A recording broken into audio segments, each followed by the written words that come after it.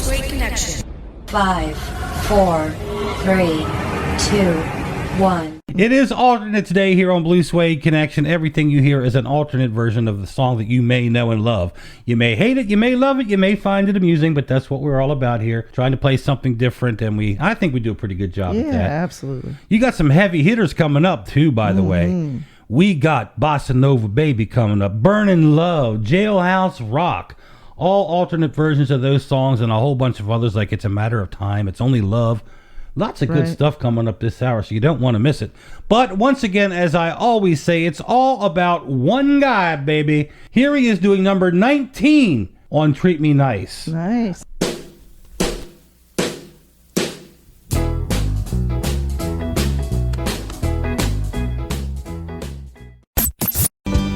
Hola, ¿cómo estás, bonita señorita? Muy bien, ¿y tú? Ah, bueno. All right, we are speaking Spanish and we are speaking Elvis music here on Blue Suede Connection. Hey, that was a good segue. Well, that was pretty well. That worked well. We didn't even plan that. No scripts around this joint. We just wing it. You're trying to throw me off. That's what I like to do. Of course I do. I like when I embarrass you and tell you naughty jokes and stuff, but haven't did that in a while. But no, it's okay. You never know I'll when. pass on that. You never know when I'm going to drop one.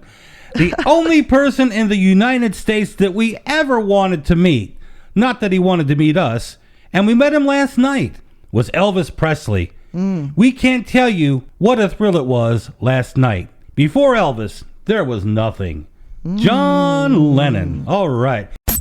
Paste.com, Paste.com, 10 best forgotten Elvis songs. Now, like I said, if you're a big-time Elvis person like we are, you know everything he recorded. Everything he sang, whether he sang it in the toilet or in a park somewhere, we know that song. It's not forgotten. Yeah, we haven't forgotten it. But for the casual person out there, number 10, this is no particular order. I just always do them 10 to 1. Number 10, Blue Moon. No, that's kind of a quiet song, but now here's a good one, I'll Remember You. He recorded that in 66, and of course he redid it live in Hawaii in 73. Yeah, great. I like the recorded version just as much as the live version on that one. Yeah, true. Equal.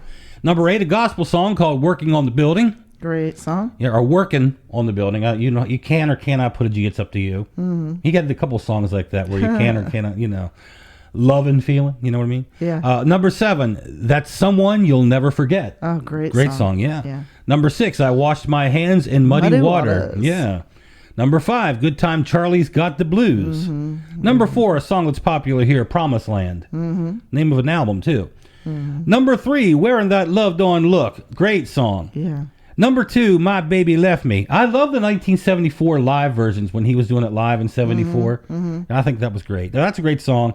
And number 1, they say the song that best forgotten song was Tomorrow Is a Long Time that Bob Dylan sang. I think one of the most rewarding things about doing Blue Suede Connection is when the casual fans do find the show and they hear songs like that and we hear from them and they say, hey, that was really a cool song. I'd never heard that before. Right, yeah. That's like a sweet little song right there, that you're not going to hear every day unless you listen to Blue Suede Connection. You'd have to buy a lot of material to find some of this stuff, which can be very expensive. You know it, baby. You know it. Let us do it for you. Yeah. We like playing happy, positive, fun songs at our party, don't we? That's right. That's what we like to do, and that's why we do it, by golly. One of the many reasons. Yeah, well, we love gospel music, and I'm quite sure there's got to be at least one gospel album on what you're about to share with everybody. Absolutely. Yeah, so we're going to look at Elvis's 12 best-selling albums. Okay. This has been reported by bestsellingalbums.org. Okay, well, they should know what they're talking about then. Yep, and we're going to start at number 12. Okay. And actually, number 12 is The Wonderful World of Christmas from 71. Okay. That's kind of gospel. We'll put it. That's medium gospel. So that's 3 million albums sold. And then number 11 is How Great Thou Art from 67, which is 3 million albums sold as well. Then number 10 is A Legendary Performer, Volume 1 from 74, 3 million albums as well. The number 1 hits from 1987 is 3 million. Number 8, as recorded in Madison Square Garden, 72, just a little over 3 million albums sold. First live one there so far. Yeah, and then here's the first soundtrack, number 7, Blue Hawaii from 61, 3 million. That was a big one, yeah. And Elvis in Concert from 77, also 3 million. Now we start to get up into the 5 million albums sold. Number 5, Elvis Full Album, 1973. Aloha from 1973. I figured that would be on the list. And 6 Million, number 3, Elvis's Golden Records Volume 1 from 58. This album is actually in the top 100 country charts right now. Is that right? Yep. Love it. So he's got himself charted already from 1958 again today in 2023. Right. Number 2 is Elvis 30 number 1 hit from 2002, and that's 11 million albums sold. We'll take it. And the biggest one is Elvis's Christmas album from 57. It's got 17 million albums sold. Wow. Ho, ho, ho. Yeah. Alternate take number 1 right there. Ooh. Please don't drag that string around. No, baby, don't do that.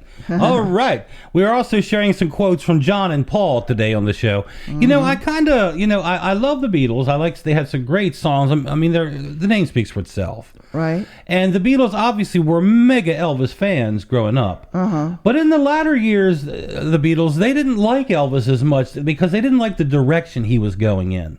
They didn't like the Suspicious Minds and Hurt Elvis. They only wanted to like the Hound Dog, Don't Be Cruel Elvis. They like the rockabilly. Yeah. But the thing is, the Beatles evolved. And they went into their they started out, I Want to Hold Your Hand, and went to Strawberry Fields and Yellow Submarine and all But Elvis expanded too. He didn't want to just be one-dimensional. Right. Yeah. And I don't know why they always gave him grief. It was mostly George that didn't like that, and John too. Yeah, I thought it was John mostly. Yeah, well, it was John. But they loved him. They all did, especially Paul. And Paul even said, I've always dreamed of producing an album for Elvis. He would have loved to have done that. Oh, yeah. That would have been a great let me say that again. Collaboration. Did I say it right? Collaboration. Okay. Been a great collaboration. I'm a radio guy. I shouldn't have these issues. But anyway, that's what I do. And also mentioned that what John said earlier, he said about if there hadn't been an Elvis, there wouldn't have been the Beatles.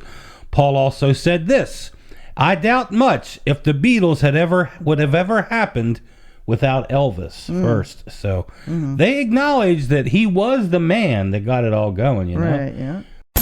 Hey TL, I think Elvis fans are starting to catch on to Blue Suede Connection. What's not to love, Daniel? 2 hours of great Elvis music, lots of fun. It's our own private party. And we want everybody to be part of the party. Hear all the hits, rare cuts, and lots of surprises too. We are your Blue Suede Connection. Thanks for watching. Don't forget to like and subscribe to the channel. And hit that notification bell. We are your Blue Suede Connection.